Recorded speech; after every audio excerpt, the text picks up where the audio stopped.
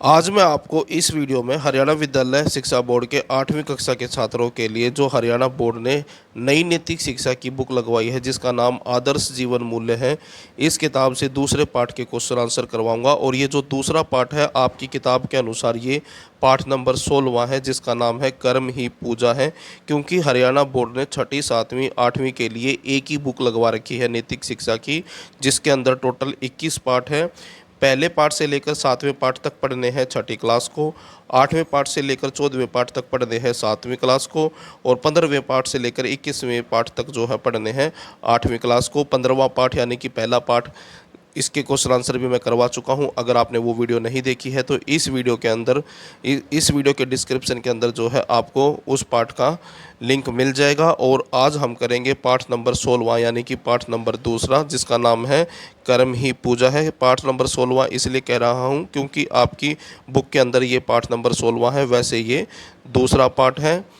तो इस पार्ट के क्वेश्चन आंसर करेंगे। वीडियो अच्छी लगे तो लाइक करें, चैनल को सब्सक्राइब करके ऑल के बटन के ऊपर क्लिक कर लें ताकि जब नेक्स्ट चैप्टर की वीडियो अपलोड हो तो उसका नोटिफिकेशन आपको मिल जाए। सभी क्वेश्चन आंसर मैंने यहाँ पर नोट कर रखे हैं, जैसा कि आप देख सकते हैं 8वीं कक्षा के लिए है। नैतिक शिक्षा के क्वेश्चन आंसर है, दूसरा पाठ है कर्म ही पूजा है, पाठ का नाम है। और पहला क्वेश्चन है, गीता के 18वें अध्याय में श्री कृष्ण ने क्या संदेश दिया है? तो आंसर है, गीता के 18वें अध्याय में श्री कृष्ण ने कर्म, कर्म का मतलब होता है जो भी कार्य हम करते हैं वो हमारे कर्म कहलाते हैं, कर्म को ही पूजा बनाने का संदेश दिया है। उसके बाद दूसरा क्वेश्चन देखें। दूसरा क्वेश्चन है, गीता हमें कर्म के संबंध में क्या प्रेरणा देती है? यानी कि श्रीमद् भगवत गीता हमें कर्म के संबंध में क्या प्रेरणा देती है? आंसर देखें। गीता हमें कर्म के संबंध में यह प्रेरणा देती है कि हम जब भी कोई कर्म करें, यानी कि जब भी हम कोई कार्य करें वह भगवान को समर्पित कर दें, यानी कि उस काम को भगवान को समर्पित कर दें। हमें अपने कर्म में स्वयं को अच्छी प्रकार से लगाना चाहिए, यानी कि हमें अपना काम जो है मन लगाकर करना चाहिए।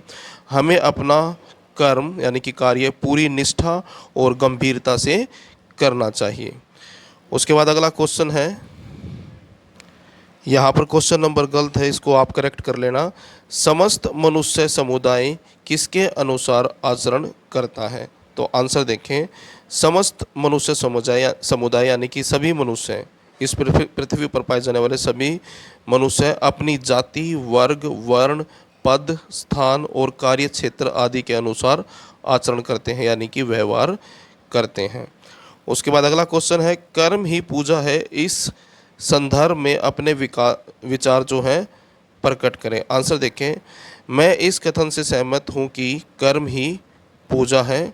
यदि हम भगवान को ध्यान करके अपने कर्म को पूरी निष्ठा व गंभीरता से करते हैं तब इससे न केवल हमें सफलता व आनंद की प्राप्ति होती है, बल्कि भगवान भी हम पर प्रसन्न होते हैं। यानी कि यहाँ पर यह बताया गया है कि अगर हम अपने कामों को पूरी निष्ठा और गंभीरता के साथ करें, निष्ठा का मतलब है पूरे समर्पण के साथ, तो भगवान भी हमसे खुश होते हैं और हमें जो है उस कार्य के अंदर सफलता भी मिलती है और उस काम को करने में आनंद भी आता है। इसके अलावा जिस दिन सार्वजनिक प्रतिष्ठानों यानी कि सभी सार्वजनिक प्रतिष्ठानों का मतलब है सभी सरकारी कार्यालयों में काम करने वाला प्रत्येक कर्मचारी अपने कर्म को पूजा मानने लगेगा, यानी कि अपने कर्म को ही पूजा मानने लगेगा सरकारी कर्मचारी, उसी दिन से मानव समाज की असंख्य समस्याएं स्वतः दूर हो जाएंगी। उसी दिन जो है मानव समाज की असंख्य मतलब अनगिनत यानी कि बहुत सारी जो समस्याएं हैं स्वतः मतलब खुद ब खुद दूर हो जाएंगी, यानी कि सभी लोग अपने काम को जो है यानी कि अपने कर्म को पूजा मानकर करने लगेंगे, तो उसी दिन मानव समाज से बहुत सारी समस्याएं खत्म हो जाएंगी। अगला क्वेश्चन है, हमारे विचार से कर्महीन व्यक्ति का जीवन किस प्रकार का होगा? तो यहाँ पर क्वेश्चन में ये पूछा गया है, कर्महीन व्यक्ति उस व्यक्ति को कहते हैं जो कोई भी काम नहीं करता है, तो उस व्यक्ति का जो जीवन होगा वो कैसा होगा ये बताना है। आंसर देखें।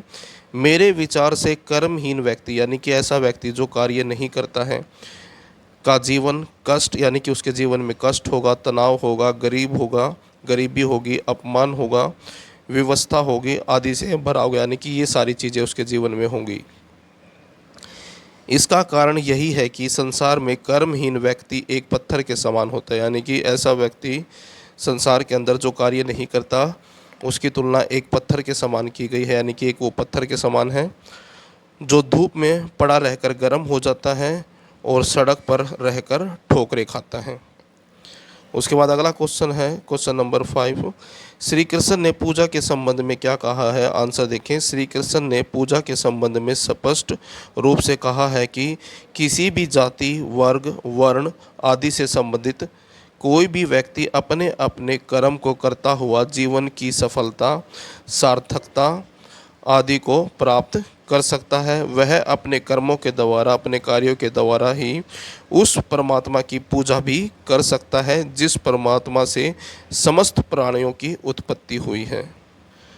तो यहाँ पर यह बताया गया है कि कोई भी व्यक्ति किसी भी जाति, किसी भी वर्ग और किसी भी वर्ण का हो, अगर वो व्यक्ति अपने कर्म को करता है और अच्छे से करता है तो वो उस काम में सफलता प्राप्त करेगा, अपने जीवन को सार्थक बनाएगा और अपने कर्मों के द्वारा, यानी कि अपने कार्यों के द्वारा ही वो परमात्मा की पूजा भी कर सकता है।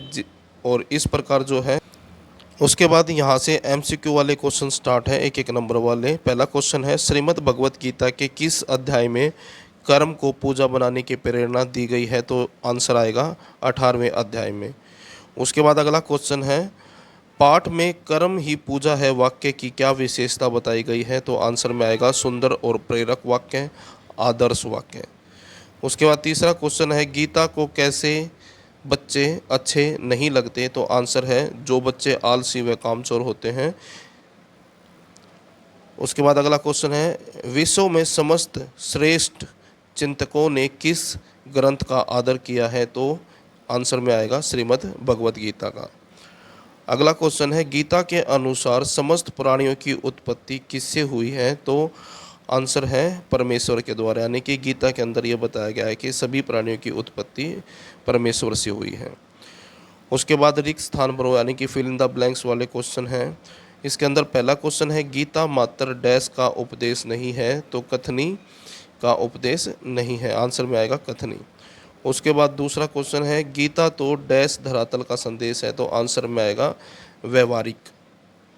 उसके बाद तीसरा क्वेश्चन है, कर्म पूजा बन जाए इसके लिए सबसे पहला संकेत यही है कि डैश बनो, यानी कि कर्तव्यनिष्ठ बनो, यानी कि ऐसा व्यक्ति बनो जो अपने कर्तव्य को पूरा करता हो। तो ये है 8वीं कक्षा के नैतिक शिक्षा के दूसरे पाठ के क्वेश्चन आंसर। वीडियो अच्छी लगे तो लाइक करें, चैनल को सब्सक्राइब करके ऑल के बटन के ऊपर क्लिक कर लें ताकि जब नेक्स्ट वीडियो अपलोड हो नेक्स्ट चैप्टर की तो उसका नोटिफिकेशन आपको मिल जाए।